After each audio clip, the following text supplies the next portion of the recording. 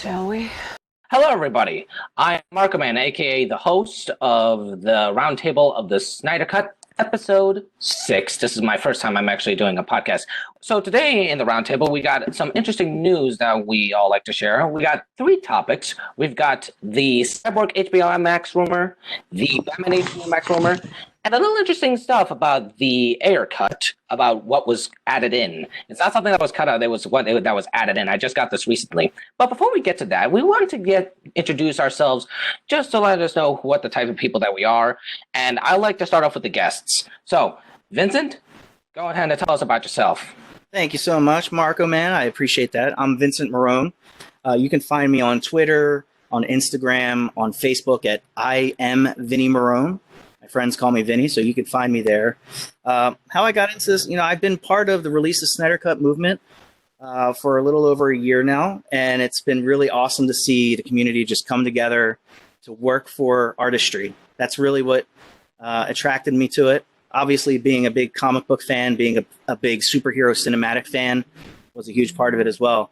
But knowing that Zack Snyder's vision is going to be able to be realized and that everyone was advocating on his behalf, that really spoke to me a lot. And, I've gone on Indiegogo and I bought the bracelets, and I've gone on Ink to the People and I bought the shirts and made my donations to AFSP.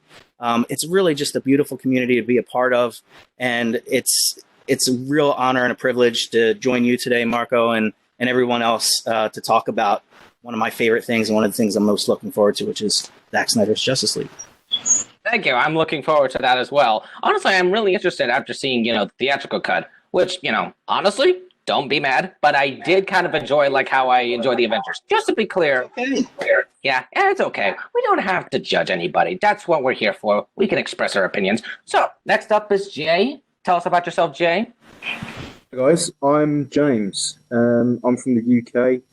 I've probably been with the Release the Snyder Cut movement for about, same as Vincent really, probably about a year now.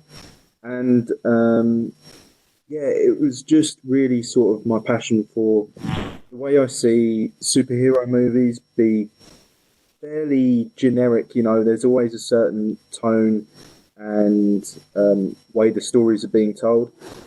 With Zack Snyder's vision and the way he wants to tell these stories, it just stood out way more than usual. And I think that now that his vision is going to be seen by everyone pretty soon next year, I think it's a really good thing for the industry as well, and not just for like us who enjoy CBMs and the comic book culture in general. It's really good. All right, Miguel, your turn. Hi, guys. My name's Miguel. It's awesome to be here with you guys to talk about this. I am somebody who have been a comic book fan all my life. Superman was definitely the one character that I resonated with at a very young age. As far as Zack Snyder's concerned, I appreciate his movies, and I really think that he has a very unique vision for the things that he does, running from 300 to Sucker Punch. He's got a very interesting vision, and at first, I will admit that I was a little hard on him with releasing the Man of Steel, but one thing that I did notice is that every time I watch these movies again, I always learn something else, and I understand sometimes why he went in certain routes. It just becomes clear each and every time. Vinny has been banging the drum real loud for releasing the Snyder Cut for a long time, and I honestly can't wait to see what his vision was really going to be like. I kind of feel like he got a raw deal, and those characters are very near and dear to my heart, as I'm sure they are to you as well. And to I guess just be the completionist that I am. I want to see it come the way he wanted us to see it. I think that the guy deserves that, at least. Okay, thank you, Miguel. And now for my turn, because I wanted to start last. My name is Marco Arias, or MarcoMan. You can follow me on Twitter and also on YouTube. I have a series called Entertainment Detective. It's practically the content cop, but for entertainment purposes, like movies, video games, and TV shows. Simply that. And I decided to join this movement simply because I have the distant belief that it could get us like a trilogy. So of course I wanted to see it. Yeah, that's all. And I think that's the biggest thing about this is Miguel mentioned being a completionist, right? When they decided to start the story, when Warner Brothers decided to invest in Zack Snyder, you had their previous helmer, Chris Nolan, who I'm a huge fan of his films. He kind of shepherded Zack into the Warner Brothers studio and, kind of gave them his blessing. And they invested in him with Man of Steel and decided to let him take his vision all the way through, and it didn't get to happen. So I'd love to see it completed.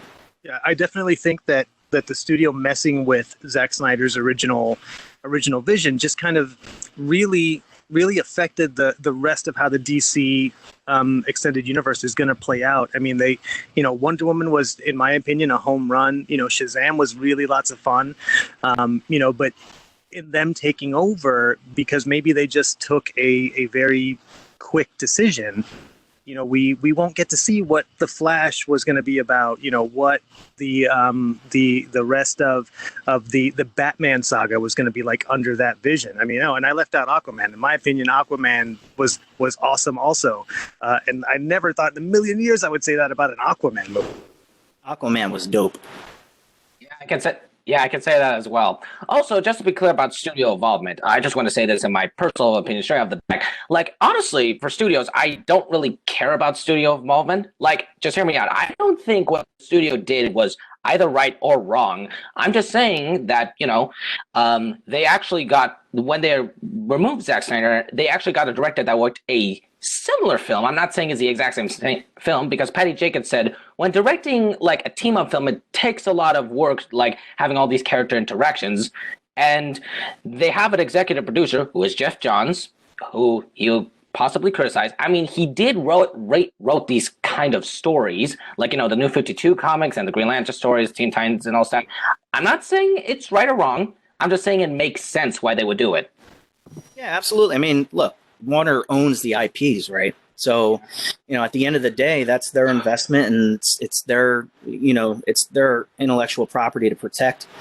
I just think that they really kind of jumped the gun. I think that when, those initial reactions, like Miguel's reaction, like he said even earlier, when Man of Steel came out, those initial reactions might not have been the home run that they were hoping to get. So I think they really kind of pulled the rug out a little bit too soon. I remember leaving Dawn of Justice, Batman v Superman. I remember leaving the theater, and while the visuals were so intense and so beautiful, I remember looking over to my wife in the car, and she's looking at me. She's like, "Why are you so, confused? You don't look like you were happy with the movie?" And I said, "It's not that I wasn't happy. It's just, I said I felt like something was missing. I really felt like there was something that was out of sync, out of touch." And sure enough, you learn later on that ultimate cut that was released later was a lot closer to Zack's original vision. So even then, even in the second part of that trilogy of movies, the rug was kind of pulled out from under him. So I'm excited to see the additional stuff that we're going to get on HBO Max. Okay, Most definitely. Also, James, what else do you think when you left after seeing Batman versus Superman? I was meant to see it with a friend, and he ended up failing for whatever reason, and I went to cinema on my own. It was a really great experience, but much like Vincent has said, there was something that felt like it was missing, and the story didn't flow properly. And then, as soon as the Ultimate Edition came out, you think, well, why wasn't this shown in the cinemas? I mean, it didn't even feel like it had a long duration either, to me anyway. And it wasn't really slow. And even watching the Ultimate Edition, whereas, 20, 30 minutes extra additional footage, and with that really, really makes a difference to the story. And it's evident through how people's responses are online. Yeah, I mean, I'm gutted for the studio that they didn't do it in the first place. I just want to give my take on Batman vs Superman. Let me tell you a story, like based on a true story. I was in middle school. It was around middle school time. I was going with a friend in Brazil to see Batman vs Superman on Justice on theaters for the very first time. And while we are going to get like the food, like to get the popcorn from the snack bar, my friend joked about Superman dying at the end of the film. Now this is just a joke, and I was like, no, he's not going to die. And at the end of the film, ironically, Superman died. Yeah, that was a really predictable joke. And honestly, that's one of the things I didn't like about Batman vs. Superman because, I mean, you just killed off Superman the second appearance, and you're already building up to a team-up film that he is in it in both of the comics. Like, you couldn't have, like, you don't have to be full comic book material in order to play out the death of Superman. I mean, we all know that isn't the real Doomsday. So you couldn't have just let Superman survive that. But I have to admit that the reason why Zack said it was, completely reasonable. But hey, at least I got the context for it before I could judge it. But I say, I think that's a bit overkill. Well, that was one of those things that I had to rewatch a couple times because you really did see Henry Cavill's Superman kind of coming into his own with his death. The Man of Steel movie, he looked like he didn't want to be there. Like that was so much responsibility, was so much burden on him to be the best, right? The best of us. That you could tell he didn't really want it. And through Batman vs. that start to change. And at the end, it made sense for him to die because he was making the biggest sacrifice he could have ever made. Piggyback off of that, I feel the same way. So, Death of Superman story arc. You talked about when you saw Batman v Superman. You were in middle school at the time.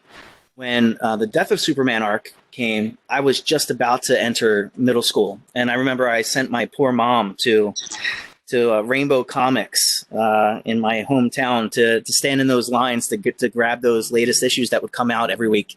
So the Death of Superman was always that one arc that really resonated with me, and I've always wanted to see it adapted faithfully.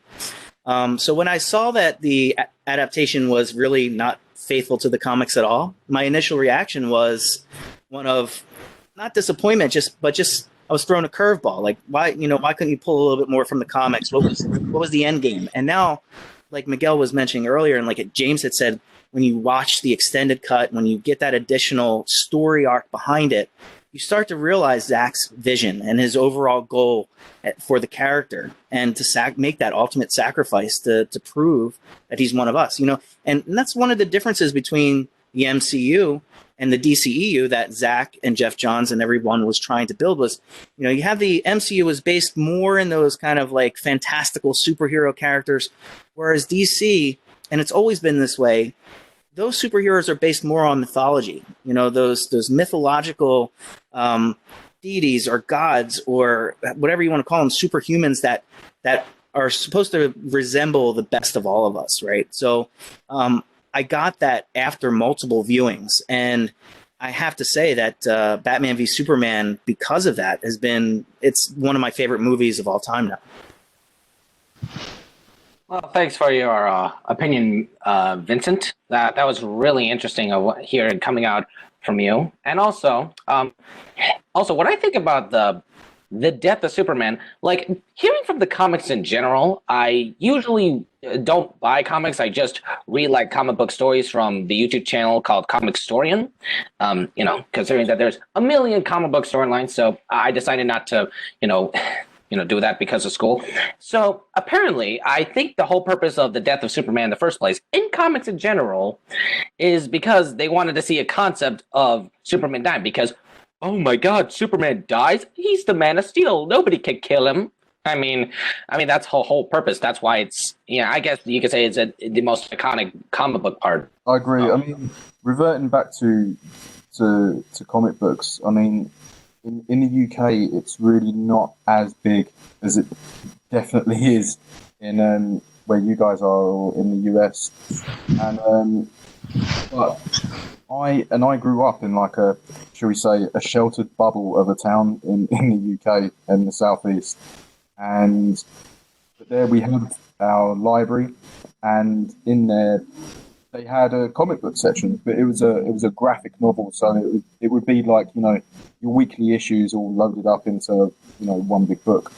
And my first graphic novel was JLA Year One. That's definitely something that like made me fall in love with these characters, and to see them being produced, put into screen with this vision now is, you know, it's going to resonate with you and bring back those, you know, childhood love, if you like, for it. But that's why, even though for me there wasn't so much confliction with the storyline, I noticed that it obviously is in fact a storyline from the comics, say, you know, Death of Superman, etc. Even, you know, The Dark Knight, where Batman fights Superman, doesn't he? And you know, that kind of proved to me as well that Zack Snyder was, as you say, Vince, you know, one above thought. He knew the source material. He knows the source material very well. Yeah, I just think the passion through DC stories shines, in my opinion. DC Universe is definitely a very different universe as far as when it comes to what the heroes stand for. You know, Vinny brought up that it's a mythology, and it very much is, but it's also an emotion. You know, you can take a lot of these characters and you can place them to a human emotion. And that's why it resonates so much with people. You know, in Man of Steel, you know, that line where Lois asks Superman what the S stands for, and he says it stands for hope. Well, that is Superman. Superman is hope, just like Wonder Woman is goodwill, and you know, the Green Lantern is willpower.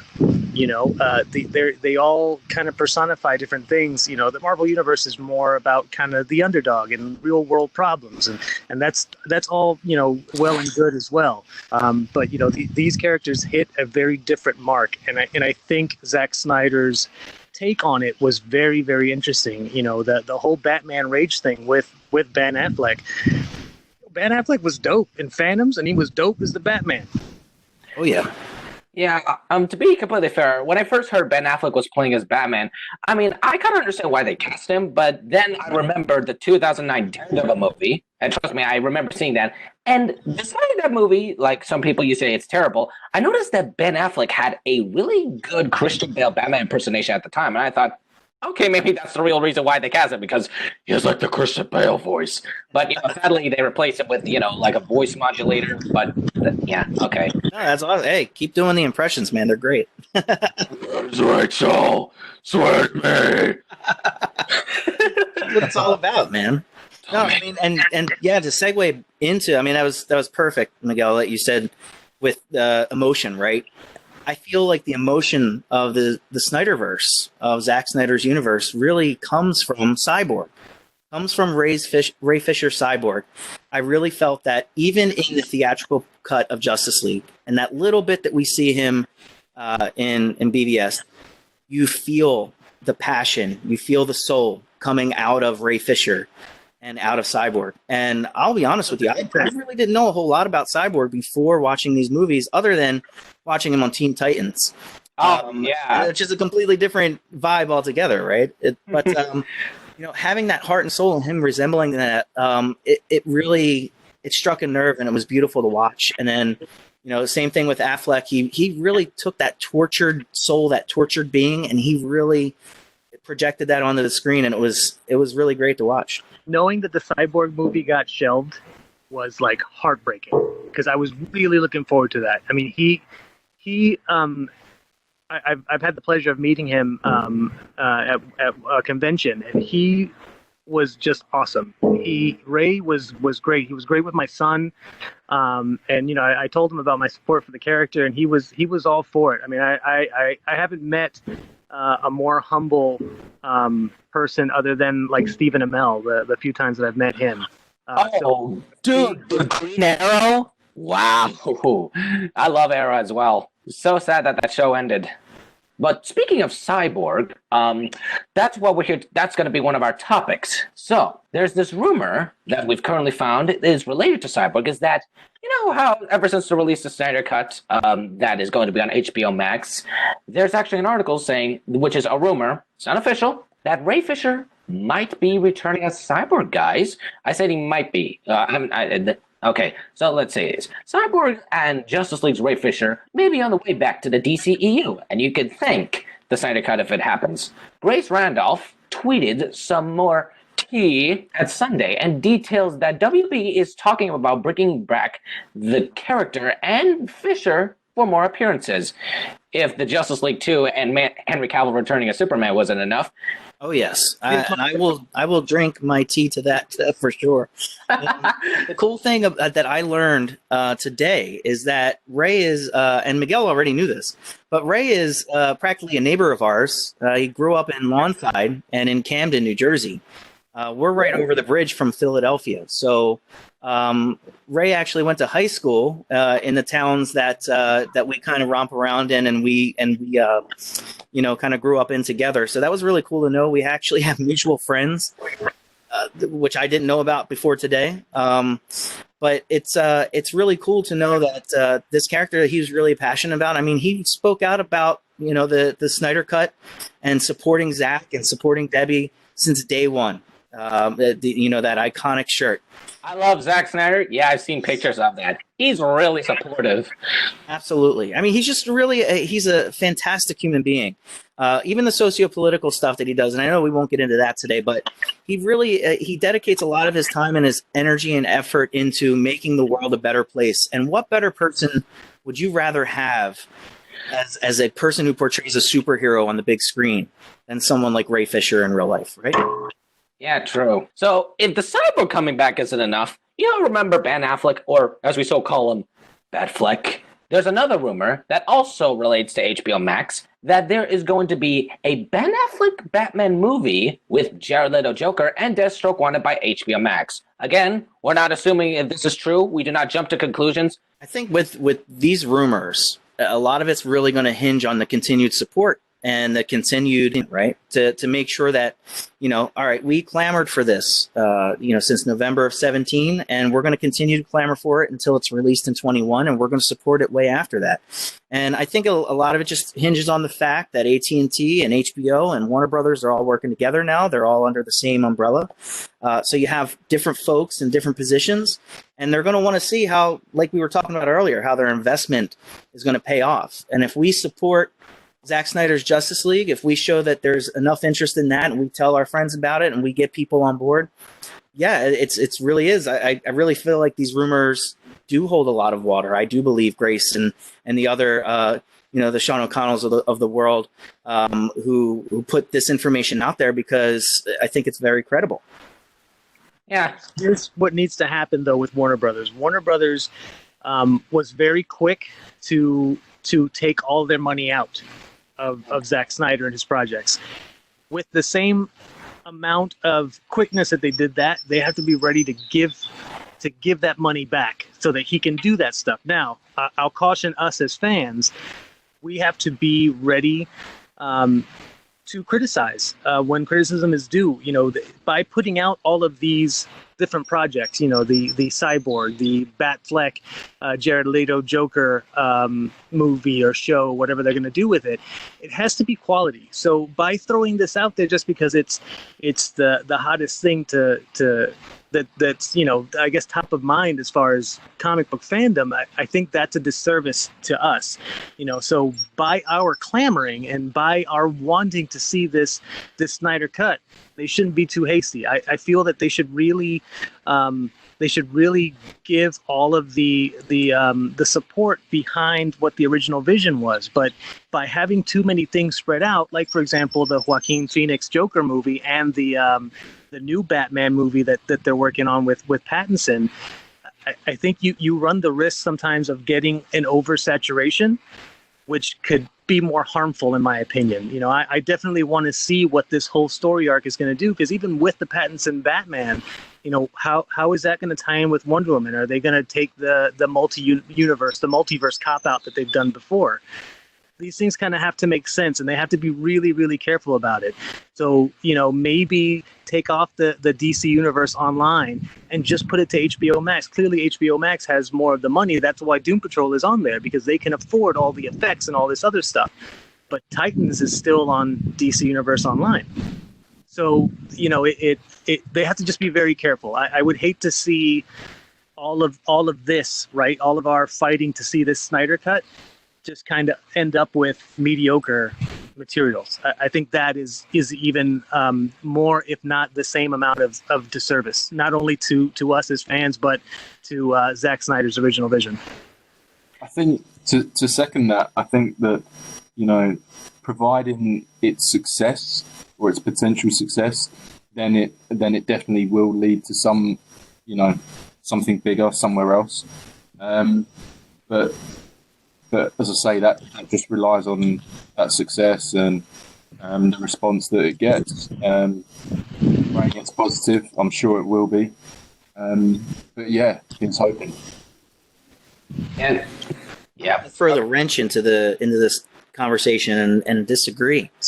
I'm going to say that give it all to me. I want it all. You brought up Marco. You brought up Patty Jenkins earlier, and she has been very vocal publicly anyway about balancing multiple characters in a team up film and keeping that continuity.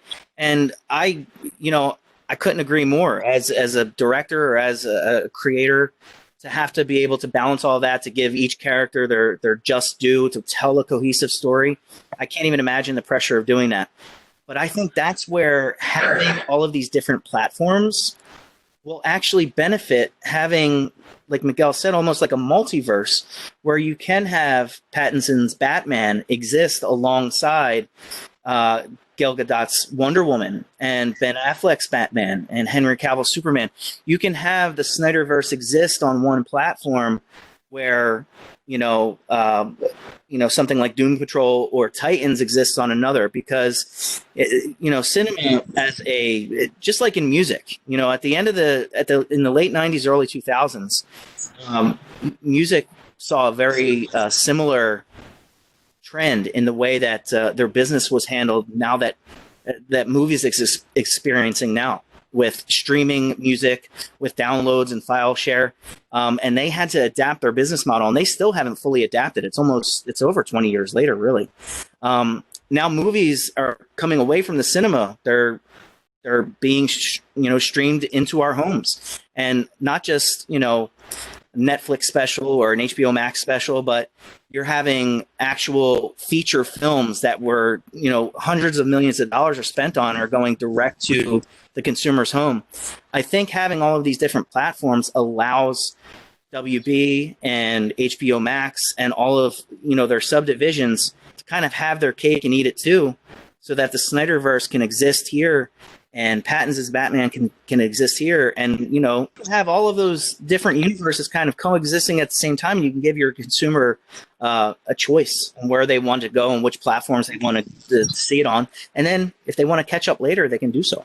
No, there's certainly nothing wrong with choice, but in saying the multiverse, right? And one of the things that Marvel really did well was to tie everything kind of all together, right? Not all their movies were a home run, but it all made sense when you got to the very end of the first story arc, right? Everything just kind of tied in together really nicely. If you're going to do something with a multiverse, right? What DC is doing with some of their animated features, I think, is spot on. Like, Gotham by Gaslight. That's great. If I want to see a different version of Batman, I think that is a really cool version to see. The Batman turning into a vampire story. That's an awesome story to see. But to have two very similar Batmans and just get away with saying, oh, it's in a different universe, so he's got a different Batmobile, a different costume, that I think that kind of cheapens the whole thing for us. I think we're better served in seeing, how Gal Gadot is going to play with all of these characters and how they're all going to play off of her and Ray Fisher and whoever the new Flash is going to be, and and Jason Momoa. I mean, you have a very, very solid foundation that if you stray too far, I think they end up getting lost. Okay, but I just want to address something like a little bit of my theory. Like, there are certain DC movies like Aquaman and Shazam, Birds of Prey, and WW84, and, the 2022 Flash movie. Yeah, I think, of course, there are certain DCU movies that are connected to Zack Snyder's verse that when the the Snyder Cut can come out, like those movies can still exist. Like if they were about to make a sequel, they don't need to do like the whole like reset thing, like like the Halloween direct canon sequel and Terminator Dark Fate, those types of sequels that are that they erased all of those movies and they made this movie like canon. And I know it's not a perfect trend.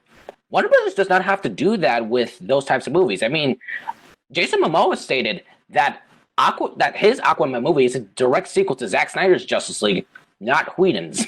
Although they didn't give like full like details like Steppenwolf's head being chopped off or Silas Stone dying, like you just keep it blanked, and that's actually really good. Like you can actually determine what. And also Shazam. Let's not forget Shazam had newspapers of Superman's resurrection and the invasion in Chernobyl or Russia or like somewhere around Russia, and then you got the Superman headless cameo. Well, like the Superman cameo. And then you got Birds of Prey, which, Margot Robbie actually looks at, the wanted poster for Captain Boomerang, and she says, hey, I recognize that guy. And, those are subtle nods that this is connected to the DCU, and they're not really moving forward with anything. These are just like, spin-offs, like, they can still do their story and still have these movies exist. I mean, if you really think about it, I mean, in the history, like, of the wars of the Earth versus the Apocalypse War, the gods were involved, and Shazam has powers of gods. I mean, he's a kid who has godlike abilities, like he has the power of Zeus and the speed of Hermes, or I forgot what all those things are called, but as you can tell, Shazam could actually fit in with a future Justice League movie. I agree with you 100%, Marco. I think that's a really good point that, you don't necessarily have to go the MCU route and, and have extreme continuity. You can just have those subtle nods, because, hey, maybe, Shazam will nod not only to a Batfleck Batman movie, but also to Pattinson's Batman movie. And you can have the best of both worlds. I mean, that's just kind of where my stance is, and I'm a little bit biased on that. But I do see Miguel's point and what James had weighed in as well. James, how would you feel? Like, would you pay your money to go see, a Batfleck Batman, and then maybe, like a couple months later, a Robert Pattinson and Matt Reeves Batman? Oh, shut up and take my money. I love it. Yeah, I mean, shut up and take my money. I am still biased towards Ben Affleck. I mean, I think he's my favourite of all the versions that have been out so far. I think he gave us the godlike fight scene of what Batman represents with the warehouse fight. I'd go on about that, on and on. But I think it'd be really interesting to see further characters integrated into these stories. Like, for instance, with the animated movies DC have done great success with Justice League Dark Apocalypse War. And you've seen Shazam, spoiler alert, get his, arm ripped off or his leg ripped off. I can't remember. I'd like to see a darker take on that, on his character. I know he's best suited for, how he was portrayed and things like that. And it did suit it. But I think the whole idea as well for DC is to explore different avenues in different versions of these characters. So, look at the Flashpoint paradox. Look at that storyline. Look at the Batman that came from that. That was something else. That was poetry.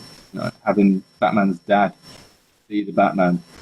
Oh yeah, that was amazing twist. Yeah, what do you guys think of the animated movies? I love them. Me too. I love all of them. honestly, I watched the Flashpoint movie, the Justice League War, and Thrones of Atlantis. I haven't watched Apocalypse yet, but I've heard that, I heard it is similar to Zach, which you mentioned, that you gave a little spoiler. I immediately removed my headphones. So, I didn't hear anything. And also I watched, the Judas Contract and Justice League versus Teen Titans as well.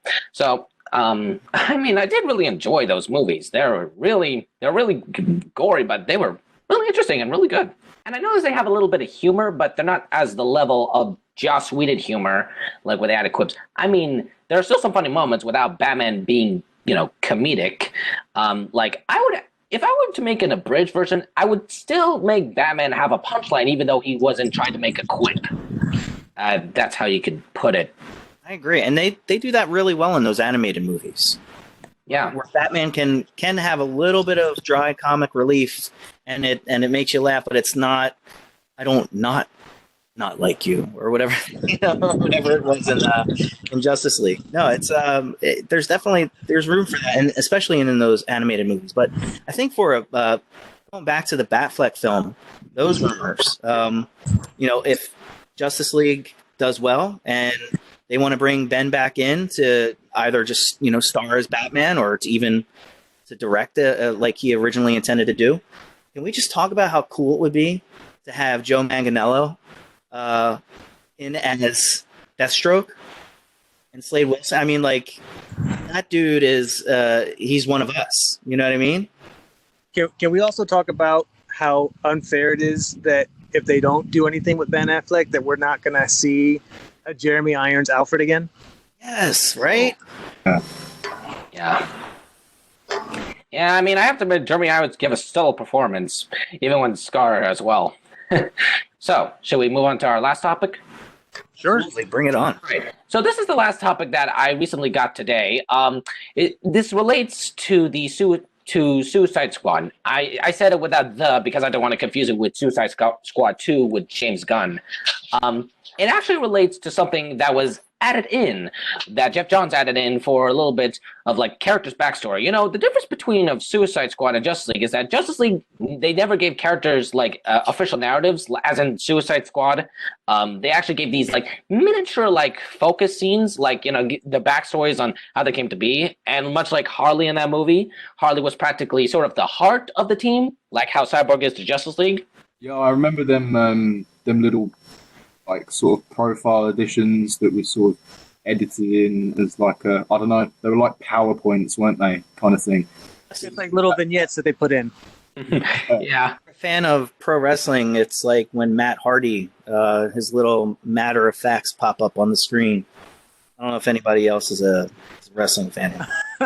You remember this scene, right? Explaining of that Harley Quinn was one of the accomplices of the murder of Robin, which is, Jason Todd, which is the death in the family storyline. Second Robin got beaten by a Joker with a crowbar, then resurrected because of comics or Lazarus Pit, whatever story you pick. And there was this text saying, I think that text was added in later by the editors who didn't get the full story. The backstory behind the teeth makes Harley being an accomplice impossible. And unfortunately, David Ayer actually retweeted it and said, yes, that broke my timeline. Johns added it in. So that wasn't even in the David Ayer cut. This was just added in by Jeff Johns for, I guess, a little bit more comic book taste. I don't even know. So how do you guys feel about this in general? Is that about the Joker's teeth? Is that what you're talking about? Yeah, so the story is that that David Ayer's interpretation of the Joker with the grill, with the fake teeth, came from when Jason Todd was murdered and Batman had beaten him senselessly. So what Marco is saying, and what that tweet was insinuating, basically was that it would be impossible for Harley to be an accomplice in the murder because she wasn't Harley Quinn yet. She was still Harleen Quinzel, a doctor at Arkham Asylum. So Jeff Johns kind of shoehorning that into the theatrical cut really kind of ruined what David Ayer was trying to do. And I think David Ayer was done just as much of an injustice and delivered just as much of a raw deal as Zack Snyder was. I think that's where the confusion comes in, and that's where where he's saying it is broken is that there really isn't any explanation, you know? I was just going to say, like, that movie was changed so much just through David's confirmation, and you know, whether it was those little bits with the edits, which seem insignificant, you know, a few text on screen, but as you say, it's ruined the movie lore, if you like, of, you know, Joker's character and his storyline. You also have, you know, the ending was changed. In fact, everyone's arc was completely, you know, tweaked as a result of Jeff Johns. So it's, yeah, I don't know. The movie's completely different. I certainly think, yeah, it was also an injustice, and I think that those things that we lost would have tied in very, very well for, you know, the Justice League installment. I definitely think the Suicide Squad was a victim of the studio just hitting the panic button, because I honestly enjoyed the movie. I enjoyed that interpretation of the Joker. I thought it was spot on. It was like a very good mix of a bunch of different Jokers, and I believed it. I mean, I wasn't a crazy fan of the tattoos, but you know, I had a really open mind about that, and I understood why. I mean, those scenes where you see him in like the tux and the whole mad love kind of vibe, that was great. You know, and I honestly think that the studio they hit the panic button too soon, and a bunch of creators suffered. Honestly, I did enjoy Suicide Squad, but it's not, you know, like my absolute favorite. And honestly, you know, the thing that I like about the Suicide Squad is that you said that the ending screening has changed. Well, you know, that ending contains Bruce Wayne going to Amanda Waller, threatening her, you know, not to get the team again, and then bringing the files for, you know, to set up the Justice League. That's honestly, I have to admit, it's a pretty average setup in my opinion, because that makes me get more excited for Justice League. Yeah, but how excited would you have been knowing that all the other stuff wasn't left out? Oh, yes, that was good, but man, what else would have just made that incredible? yeah, I mean, like honestly, the original draft that, you know, Enchantress was being controlled by one of the mother boxes. I guess that would be a pretty cool setup as well, like pretty cool, like weave in. I think to James's point, David Ayer's come out fairly recently, but also kind of trickled information out here and there, just the same way that Zach has done. And our movie would have been completely different. And he basically said recently that it was the release of Deadpool, which I was a little surprised about. I thought it was more, you know, MCU related, but like Guardians of the Galaxies. Yeah, exactly. But he said it was actually the release of Deadpool that, like Miguel said, that made the studio execs hit the panic button per se, and kind of retool the movie so that it was more of a, you know, a tongue-in-cheek, you know, team-up movie, because they didn't feel that a movie with a team full of villains could carry itself. And I just think not only was it a disservice to David Ayer and to the overall story arc, but I thought it was a, you know, and this is going to come off as a little harsh, but it was a bit of a slap in the face to fans, because really what we got was almost a 2-hour-long music video trailer of a movie. I mean, at least that was my opinion. I didn't really feel like the movie itself was very cohesive.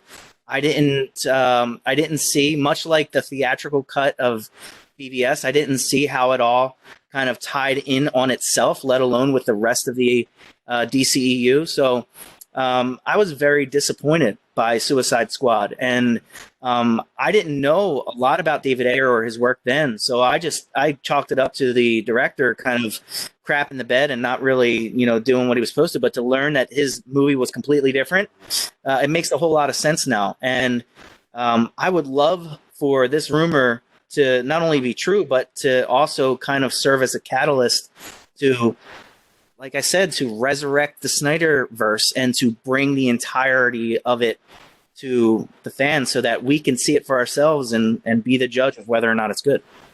Yeah, I see your point.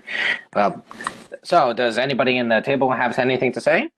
Is there anything different in the Ayer cut that's from the extended cut? Like, is there anything that's been said that this is a clear difference?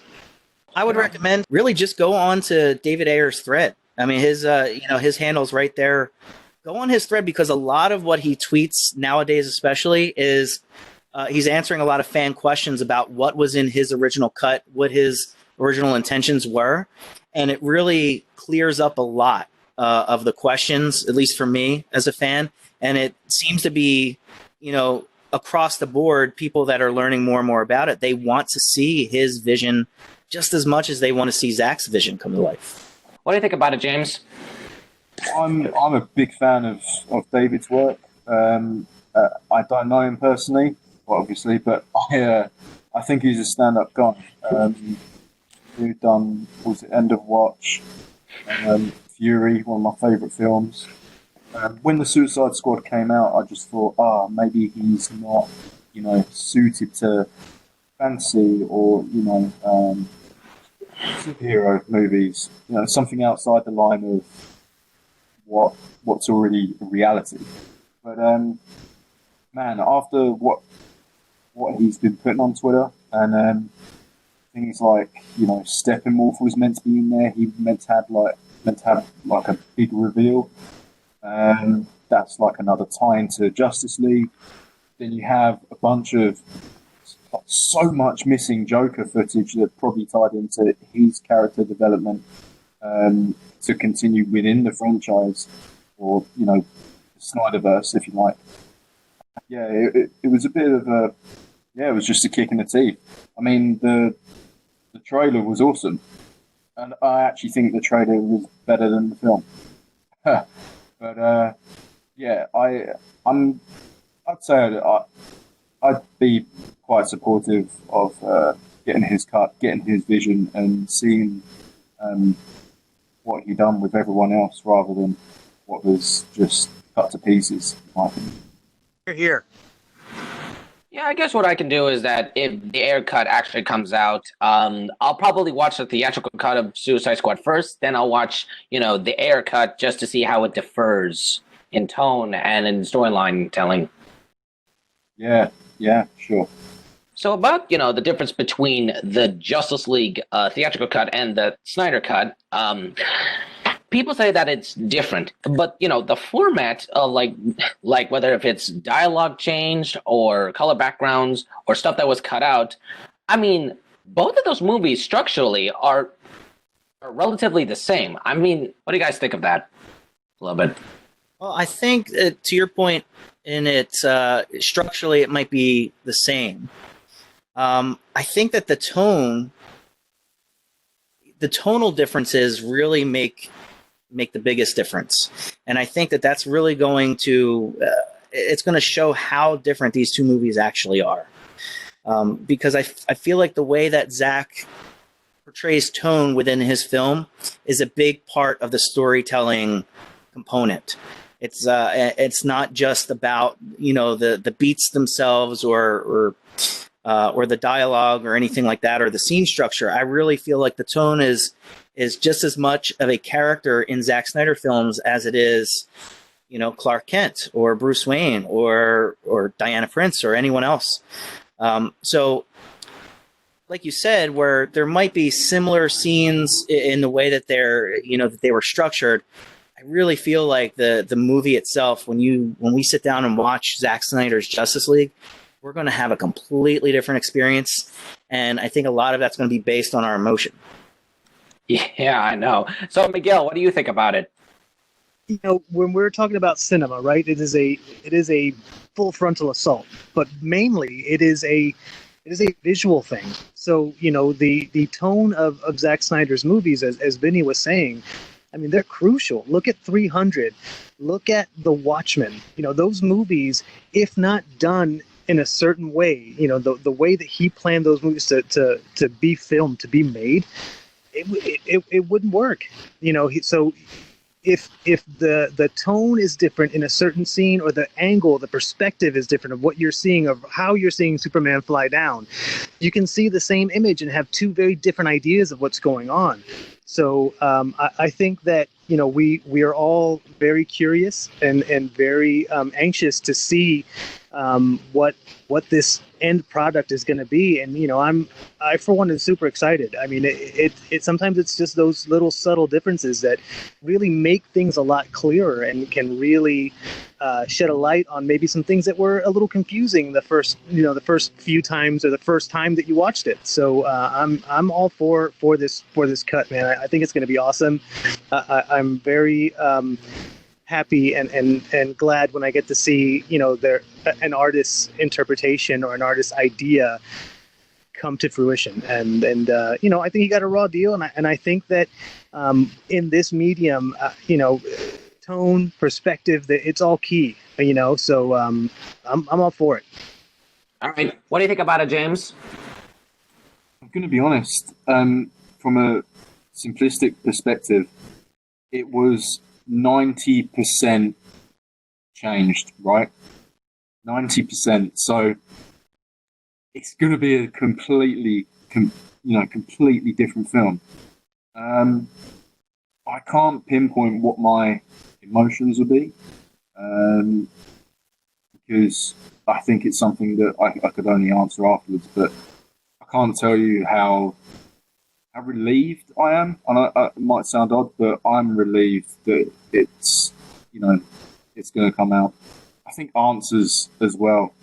Answers really, really kind of help the situation.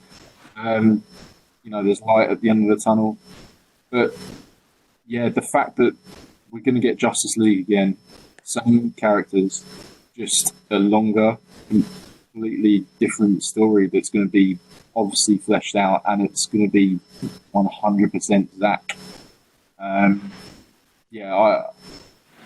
can't tell you, how excited I am for that. Yeah. Yeah, we are. So anyways, guys, we've had a few minutes. We're almost about to wrap things up. Do you have any last words to say? Yeah, man. Honestly, this was a lot of fun. Hope to be able to do this again sometime in the future. I'm super excited about what the future holds for the DC universe. These are all characters that are very near and dear to all of our hearts, and so we just kind of want to see the Justice League have their justice, if that makes sense. So let's see this thing. Let's keep these characters going, because they really are the new Parthenon, the new pantheon of mythology, in my opinion. So Zack Snyder, in my opinion, has treated these characters with a lot of respect, and I think it's awesome that we're finally get to see his vision. Actually, do. Marco, thank you very much for hosting this. It's been great talking with you and yourself, Vincent and Miguel. Oh, thank you. Thank you. This was my first live little chat, so yeah, thanks for popping my cherry. It's the first time I'm actually hosting a podcast. Now, before we go, I just wanted to do a little something. I'm working on a Lego Justice League Abridged. For everybody who knows, I'm working on an abridged film. I did this as for my senior project, and this is a little test screening. It's the Justice League versus Superman. Now, you see a little CW characters. I hope this actually goes through. This is just a little test. It has no effects as of yet. It has no soundtrack, but it does have voice acting. So I hope you guys can enjoy. Are you ready? We're ready. Bring it on, buddy. All right. What the hell just happened? All I can say is hallelujah, it's raining men. Do you think that he's one of those aliens? Maybe. Let's take him in. Stand down, officers. That right there is Superman. Did you say that's Superman? We thought he was dead. And now he is alive. So leave this to us, okay? Okay. By the gods, it actually worked. Where am I? What happened? Kal-El, it's me, Kara, your cousin. Kal-El. I thought his name was Clark. You see, Kal-El is his real name. Clark is the name given him by his adoptive parents who found him as a baby when he landed on Earth. You keep calling him by his Earth name. I am calling him by his Kryptonian name. So does that make me Con-El? Connor, you are a clone from Cadmus. You don't have a Kryptonian name. Oh. Who's Clark? Who's Kal-El? Who am I? Hey, Victor, why doesn't he remember anything? Shouldn't you recognize Kara by now? I think his brain might have a bit of amnesia. We need some sort of trigger to bring back his memories. I already got it covered. Let me guess. Does it involve kryptonite? First off, no. It's just in case things go south. And second, how do you know about kryptonite? I've managed to make kryptonite arrows ever since I met Kara. You know, just in case. Same. Ah! Why am I hearing so much noise? Cal, it's okay. It's your super hearing. It's pretty sensitive when you're on Earth. I'm so jealous that a Lego minifigure has better abs than I do. Oh, jeez.